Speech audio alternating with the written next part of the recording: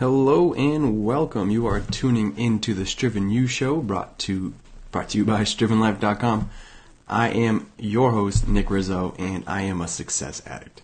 Now, what does that mean? Well, at a certain point in my life, I decided to give up on letting the world dictate my life and started to commit to myself and committed to success, from self-improvement to relationships to health, wellness, business, and beyond. Growth, improvement, and success are at your fingertips, and it's time to take back control to live a life where you're driven to consistently strive for success in all aspects of life, every day, to build a better you, a better life, a striven life. And on this show, I'm going to take you on that journey with me, and where success is not only a goal, but my duty and obligation. And welcome to episode number 2. Having confidence and being unapologetically yourself. I will apologize in advance if my voice is a little raspy and if I'm a little unenthusiastic. Today I've been sick the past 24 hours or so I'm kind of a little under the weather.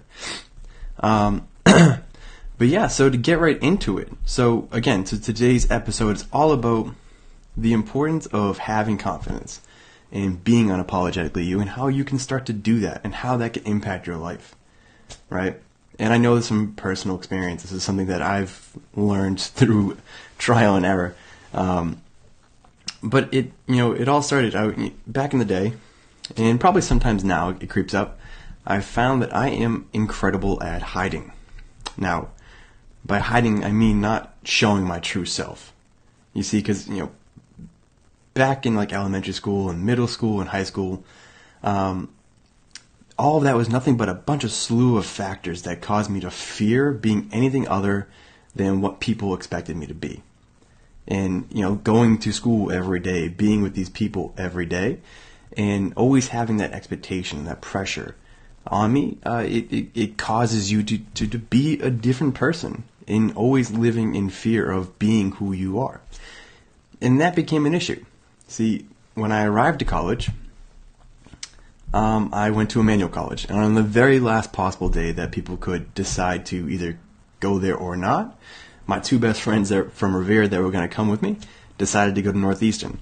It was a school that was best for them, so good for them. But it left me kind of terrified. I'm going into a brand new place, all new people, and no one knows me. And the hardest part was I didn't know myself. Like I said, I spent my entirety of my life trying to be the thing that would catch me the least flack from the people that were around me every day. Whether it was when I was playing sports, hanging out with friends, in school, and sometimes in home life. Sorry. Pushed a button, I don't know why. No. Oh, God. Sorry, I'm doing this from a Mac today, so everything's a little confusing. Alright, I'm back at you. Sorry about that. And so, like I was saying, I'm at college. I don't know anybody. They don't know me, and I don't know myself. So the first 6 to 9 months of college was nothing short of like hell for me. People trying to get to know me, and they genuinely wanted to know, but I had no idea who I was. And so what ended up happening over these 6 to 9... Oh, my Jesus. Sorry, my dog is trying to get in because she gets jealous. So over these 6 to 9 months, I was dealing and being fully in this place where I was aware for the first time in my life that I didn't really know who I was. And I was aware that it was negatively impacting me. It was holding me back from forming real relationships. It was holding me back from actually knowing what I wanted to do in life and be who I wanted to be. And it was something that I watched happen to me time and time again throughout my entire life. And during this 6 to 9 months is where I learned this one truth. And that truth was that, to constantly live life being unapologetically yourself and never let any person or organization or really anything make me change the person that I am, unless it's something that I innately wanted or was for my betterment, to be a better person or to go a new direction and experience new things. Other than that, unless it was something that I felt was truly good for myself, and yeah, it sounds a little selfish, but we gotta be a little selfish in life. People aren't selfish enough sometimes, and sometimes we're too selfish. But once I started doing that, I started to actually learn who I was. I started to realize these things that brought me value. I started to realize what I needed from the people in my life and what I needed and wanted in life.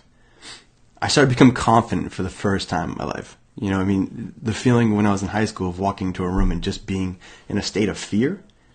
Whereas now I'm in college and I'm walking into a cafeteria full of people, and not knowing if anyone I know is there for lunch, and just kind of remembering someone from class that we didn't really know each other, but we knew of each other, and I would just sit down and start a conversation.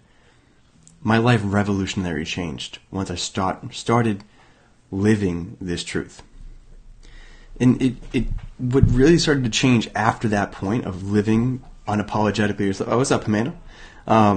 Living unapologetically yourself was that because I was doing the things that I valued, because I was doing the hobbies that I enjoyed, because I was dedicating to the things that I wanted to achieve in life, and doing hobbies and sports and activities that I liked, and I was experiencing these new things, what ends up happening is you start meeting people that also have those same values, that also care about those same things, who value people the same way you do, who value success the same way you do.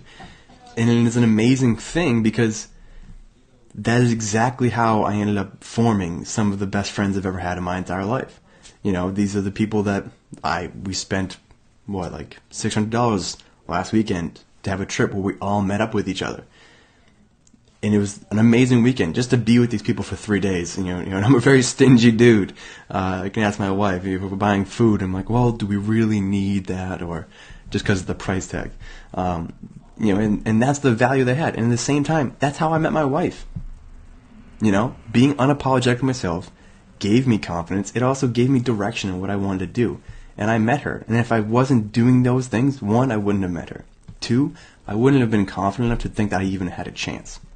Right? Because she was a little out of my league back then. Well, still now. I mean, when I found her, that sounded bad. It all came just from realizing that I am my own person. And so the rest of my future, the rest of my life is written by myself. I am the author. I get to decide what I value. I get to decide who I want to be. I get to decide how I define success and how am I going to go about getting those things. And I decide how I value the people in my life and who I want in my life. These are all things that are in control, but yet we live day to day. A lot of us do, and I have done this for a very long time, part of my life, with this social pressure, this idea of perception, the idea of, what are other people going to think of me? And because of that, that's what leads to you starting to act differently. Talk differently to different people, be differently around different people, because all the social pressure, the perception, the ideas, all these things are causing us to feel like we have to be something different in order to be accepted or to be good enough. And listen, you are enough, right? It's so hard for sometimes people to understand this, but you are enough. And you have to understand, if you just be unapologetically yourself, the people who align with that, the people who will actually like you for you and not this facade that you put off to other people in certain situations, you're going to gain friends that are people that you genuinely want to be with and genuinely want to be with you. You lose those situational friends that you hang out and you entertain each other, but you don't have any really deep, meaningful relationships. You'll start to pursue passions in your life. That's probably been the number one biggest change for me, is that I know what I want, and so I'm going to go get it. And it sounds like a daunting task, right? And it was for me.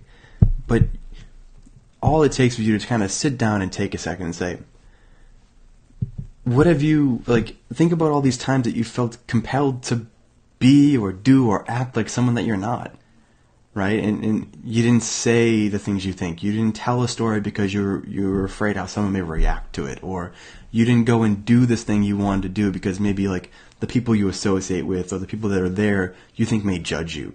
Right? That's been a lot of my life back in the day.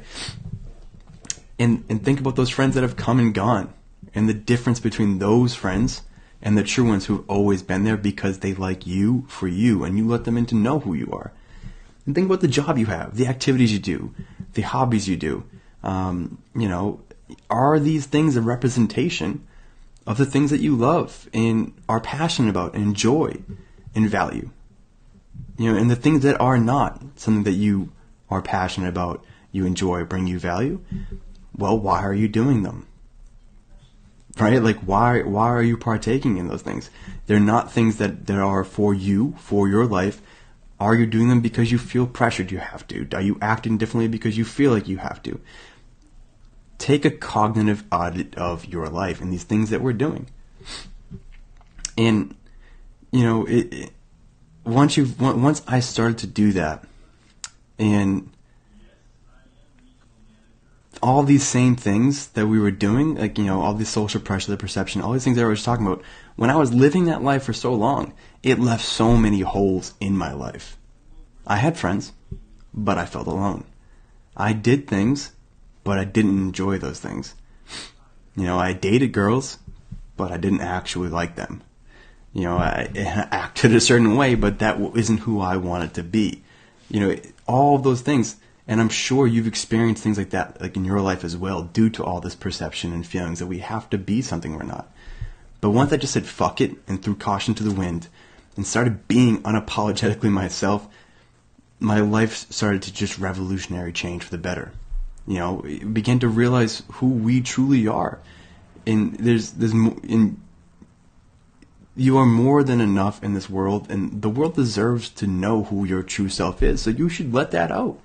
And if anyone doesn't like it, fine. Fuck them, right? You don't need to have every single person in the world like you. What you need are those 5, 6, 7, 8, 9, 10, whatever, real, true people in your life who genuinely like you. You don't need to appease every person you have a job that you work at. What you need is to find that one job that actually brings you value and you're passionate about, and go and do it. And when you start to do this, you start to realize who you truly are. When you start saying, fuck it, I don't care what people think of me. I'm going to do what I think is right. I'm going to do the things I value. And that's okay. We're conditioned to think that it's not all right to annoy people or to let people down who have unreal expectations of us, or to not to care if everyone likes us. But I promise you, everything is okay. This is our one and only life.